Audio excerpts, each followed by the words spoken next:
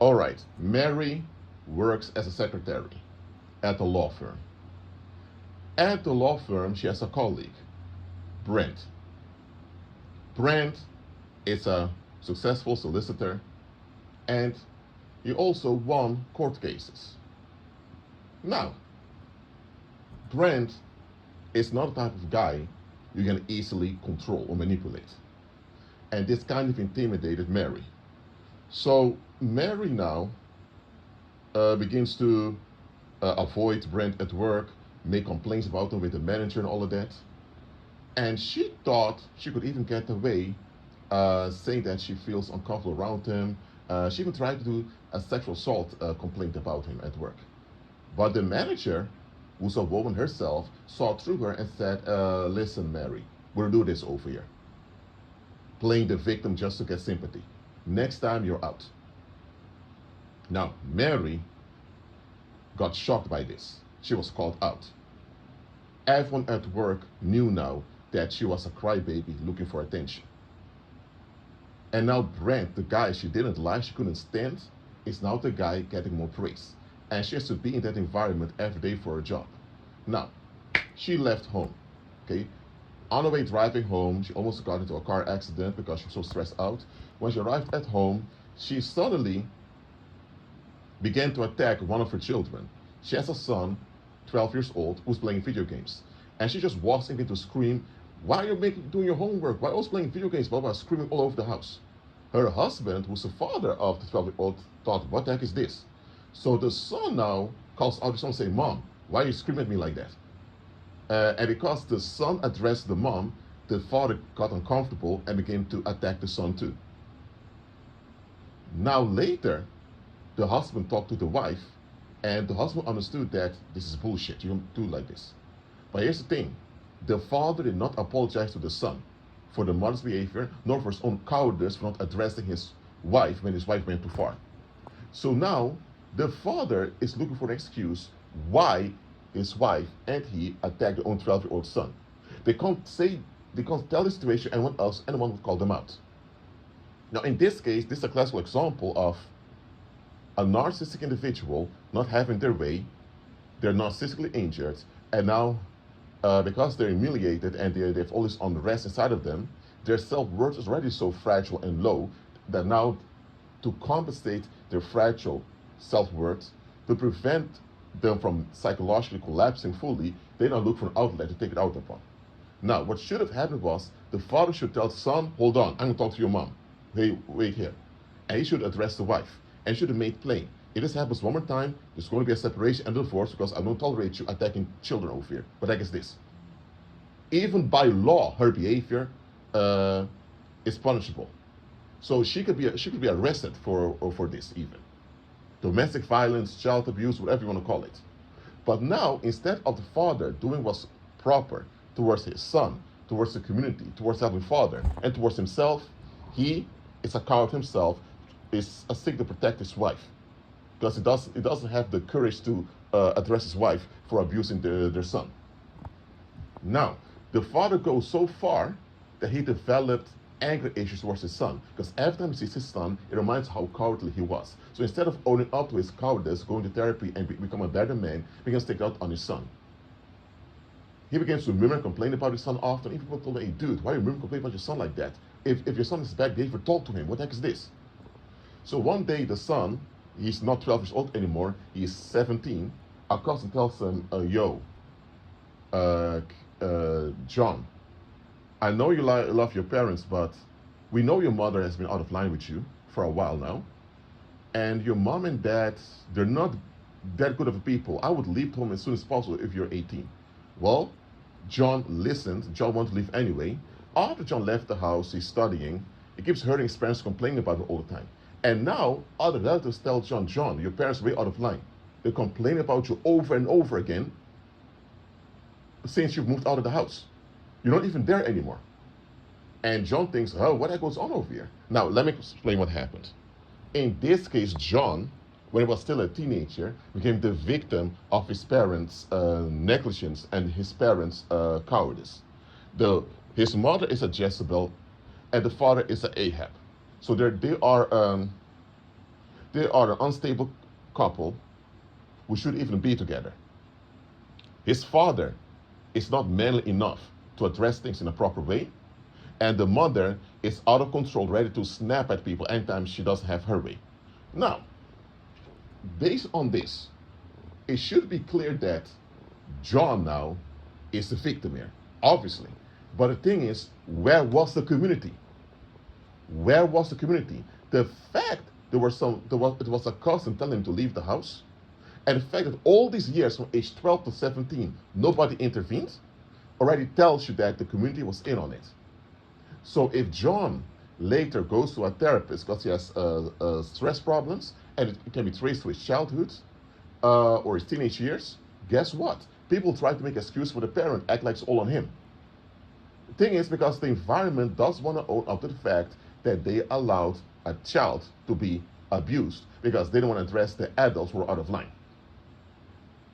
Now, and now that John is at a therapist, John suffered PTSD.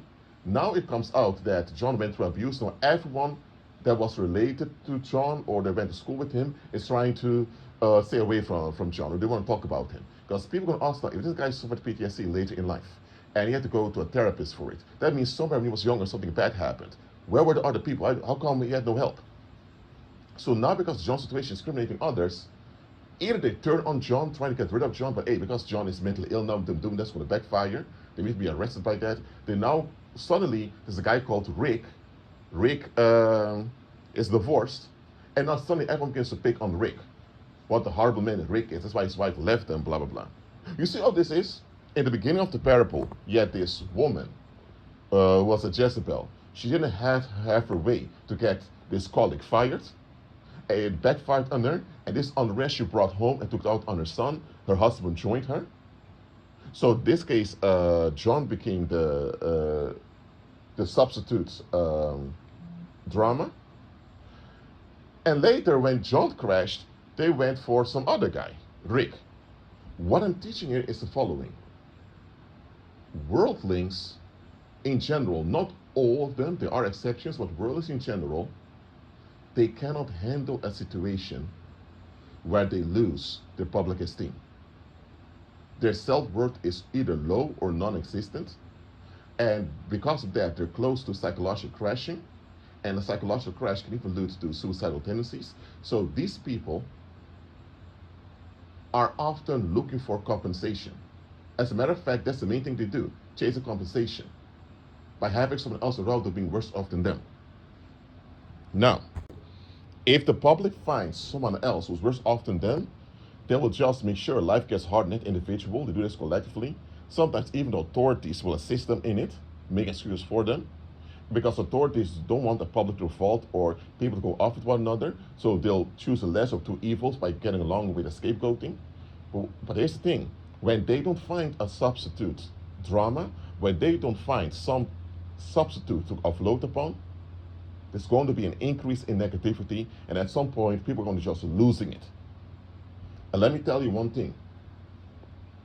Worldlings don't mind taking losses. Even they understand at some point in life, you can't always have things your way. But worldlings want to walk away from a situation with some type of reputation of winning. They may not get what they want. Maybe they applied for a job and they weren't hired. But hey, they can say, at least I found out the job's not for me. But hey, the recruiter was horrible and rude. So because the recruiter was horrible and rude, so-called, it makes them look better. Or because doing the job interview, find out job's not for them, it means it's not a loss for them. Or maybe someone's wife left him. And after the wife left him, he suddenly broke through and became a millionaire or whatever. Now the wife that left him looks bad. Or let's say the wife left him and the wife ends up in a domestic violence relationship or whoring on the street or a drug addict, whatever. In that case, they look good too. But what if someone's wife leaves him and she's now happy, better off with someone else, and the guy that she left has all these issues? This is going to make him look bad. Or let's say now you were fired from your job because somebody wants you there. And after them firing from your job, they treat you unfairly, you have your own business, and you're successful, you're not stuck in 9 to 5 anymore. Do you think the people that fired you or the company that fired you is going to be happy with that? Because it makes them look stupid.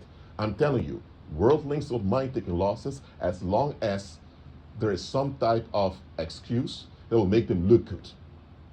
The moment they can't save face is the moment they begin to decline psychologically. And this psychological decline will often lead to a full mental breakdown. And worldlings, not all of them, but a lot of them become violent to the mental breakdown. In this case, they become a danger and menace to everyone around them. So, I'm teaching you the following.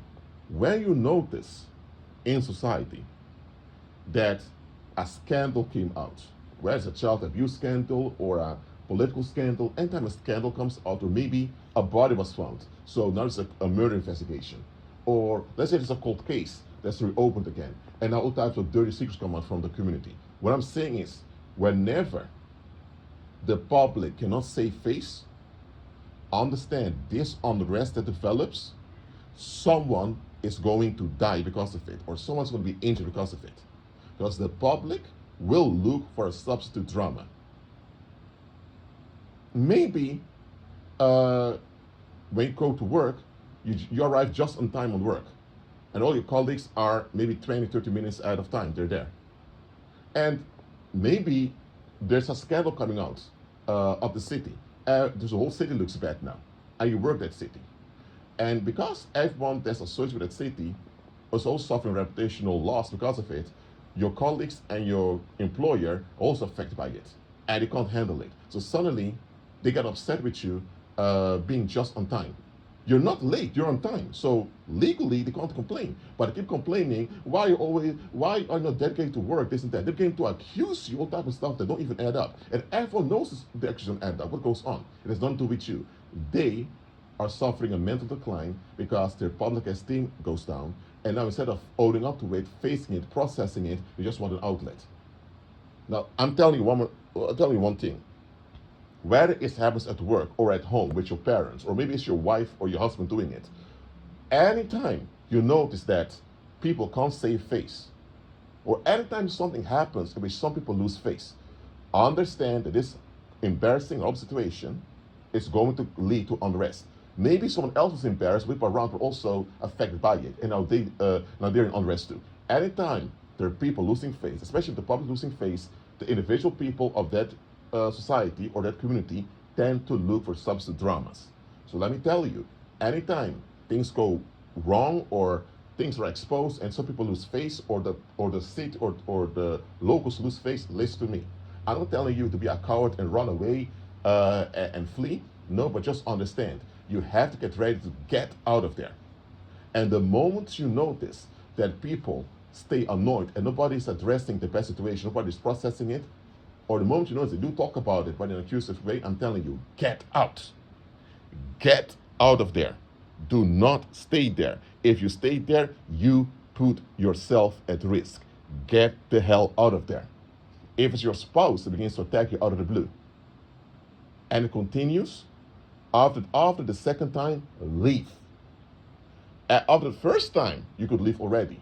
But, in case you want to mend the relationship, fix the marriage, after the second time, leave. I don't care if you have children or not, leave. You can always go to some organization, NGO, or some type of charity to help you out, or some church. Just leave.